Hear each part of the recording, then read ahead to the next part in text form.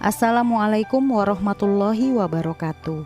Bertemu kembali pada video pembelajaran tematik kelas 5 SD. Pada video pembelajaran kali ini, kita akan membahas alasan merawat organ pernafasan dengan tidak merokok. Riset Kesehatan Dasar 2018 menyebutkan jumlah perokok Indonesia masih sangat tinggi, yaitu 33%. Ketiga tertinggi di dunia, atau 1 dari 3 orang Indonesia merokok. Yang perlu menjadi perhatian penuh adalah bagaimana jumlah perokok anak Indonesia pada usia 10-18 tahun naik dari 7,2% pada tahun 2013. Kemudian pada tahun 2016 naik menjadi 8,8%, dan pada tahun 2018 naik menjadi 9,1%, atau sudah hampir 1 dari 10 anak Indonesia merokok. Usia tersebut tampaknya tidak mencakup usia anak yang lebih muda seperti yang muncul pada video-video yang viral, sehingga sangat mungkin perokok pemula di negara kita jauh lebih tinggi. Bukan hal baru lagi kandungan rokok dapat membahayakan kesehatan. Oleh karena itu, merokok dalam jangka panjang akan merusak hampir semua organ dalam tubuh. Meski banyak informasi tentang bahaya kandungan rokok, masih saja banyak orang yang merokok. Bahaya rokok sendiri bukan hanya dirasakan oleh mereka yang merokok, tapi juga oleh orang sekitarnya yang menghirup asap rokok. Menurut data Kementerian Kesehatan, seperti dikutip dari kemenkes.co.id, di dalam sebatang rokok setidaknya terkandung ribuan zat, yaitu 4.000 jenis senyawa kimia, 400 zat berbahaya, dan 48 zat karsinogenik yang menyebabkan kanker. Supaya terhindar dari efek buruk merokok, kalian harus mengetahui apa saja yang terkandung dalam sebatang rokok. Berikut daftar kandungan rokok dan bahayanya bagi kesehatan. Pada gambar terdapat salah satu zat berbahaya, yaitu nikotin. Nikotin merupakan suatu zat yang dapat mempengaruhi sistem kerja otak. Ketika nikotin masuk ke dalam tubuh, aktivitas akan meningkat dan membuat tubuh seolah-olah merasa berenergi. Nikotin juga bersifat adiktif atau membuat tubuh menjadi kecanduan, sehingga saat berhenti mengonsumsi nikotin, tubuh akan merasa sangat membutuhkannya karena otak bekerja tidak maksimal.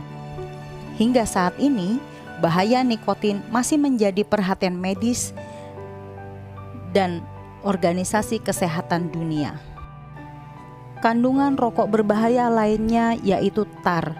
Dari ribuan zat kimia yang ada dalam sebatang rokok, 2.000 diantaranya terdapat pada tar. Tar adalah cairan kental yang dihasilkan dari pembakaran rokok berbasis karbon. Ketika masuk di dalam tubuh, tar akan berubah menjadi zat lengket berwarna coklat. Karena lengket, tar bisa menempel di paru-paru dan memengaruhi sistem pernafasan.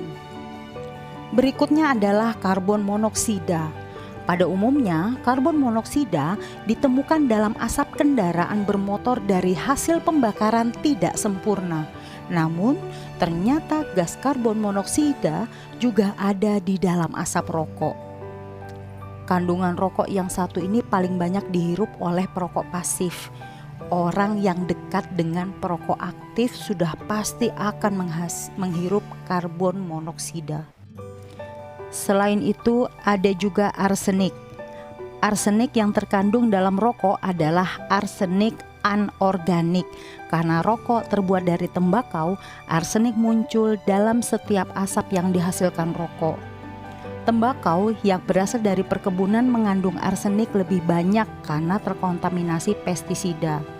WHO mengungkapkan bahwa arsenik dapat menimbulkan efek keracunan seperti muntah-muntah, diare, dan sakit perut.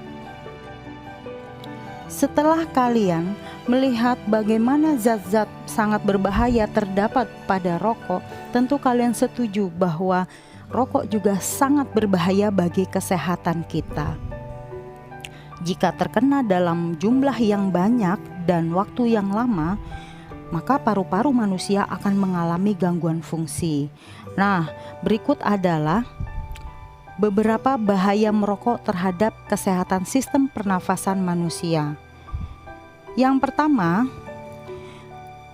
akan mudah terserang penyakit lumpuh otak. Wow, berbahaya sekali ya. Kemudian yang kedua, berisiko mengalami penyakit kanker paru-paru. Yang ketiga, menyebabkan penyakit bronkitis, pneumonia, atau emfisema. Yang keempat, mempercepat kematian sel-sel dalam tubuh.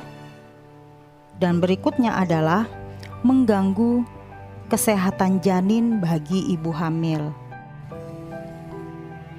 Setelah kita membahas kandungan yang ada pada rokok dan bahayanya bagi kesehatan, maka kalian diminta mengerjakan tugas pertama. Tugas pertama adalah kalian harus menjelaskan mengapa kebiasaan merokok sangat berbahaya bagi kesehatan. Kaitkan penjelasanmu dengan zat berbahaya yang terkandung di dalam rokok. Baik, kita lanjut ke materi berikutnya. Setelah kalian mendapatkan informasi-informasi mengenai bahaya rokok bagi kesehatan manusia, maka hendaknya informasi yang telah kalian peroleh perlu disampaikan kepada orang lain. Caranya dengan mengolah informasi tersebut agar lebih mudah difahami. Selain dari artikel, kalian juga dapat menceritakan kembali isi teks dari poster. Nah, hal-hal yang perlu diperhatikan dalam menceritakan kembali isi teks antara lain adalah yang pertama, menyampaikan informasi teks dengan bahasa sendiri. Kedua, menguasai materi dengan mencatat ide-ide pokok. Kemudian yang ketiga, menjelaskan secara terperinci. Yang keempat, pengucapan harus jelas dengan intonasi yang tepat.